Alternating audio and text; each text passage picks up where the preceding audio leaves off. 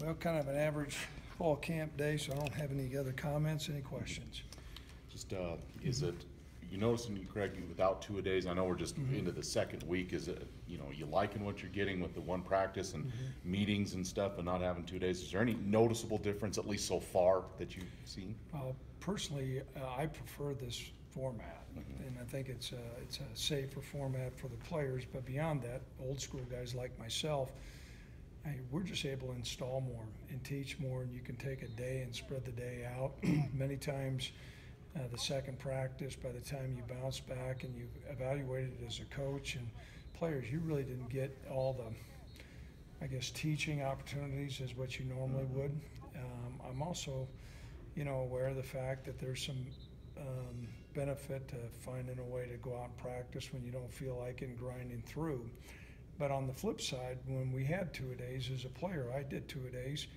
Every day was in full pads, but you did it for 10 days or 2 weeks, and that was it.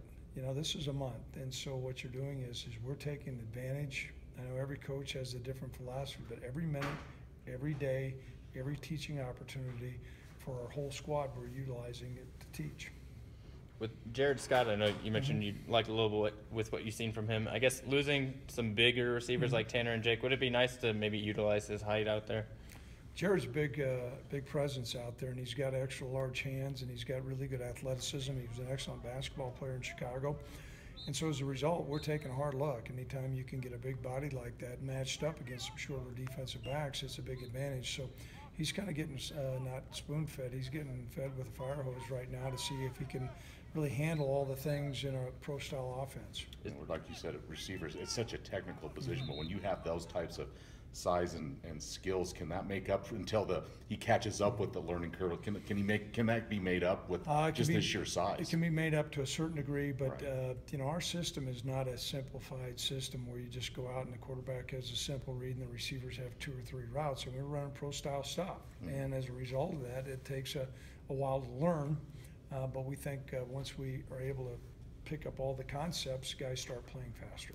Is that an adjustment, maybe in general, but especially for Josh, not having a guy quite as big as Tanner or Jake out there who you can always toss it up to? I think Josh done a good job. He's thrown a lot to our receivers during the course of the summer, and so there was no doubt a relationship with Tanner and Josh that they had, and I want to applaud Josh because it isn't like he's walked around and keeps on lamenting, I don't have Tanner.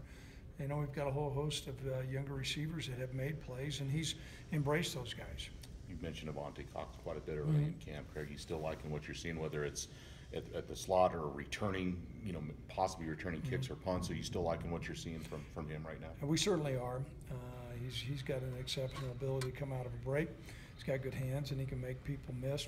And I think we're pretty solidified on our punt return. Austin, but Avante can provide some great depth there in case something would go wrong. And some of the other things Avante's doing are good.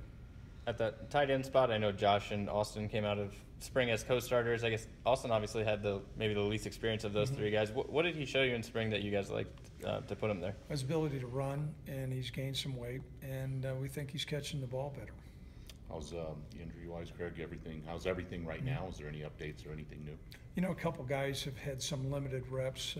Trevor Meter didn't practice today. He's got some swelling in that knee. We've backed off on Kellen Overstreet a little bit as far as he recovers. I think Lester Johnson will return. He's had some limited reps. He'll return back to full play. But outside of that, I think we're pretty full speed.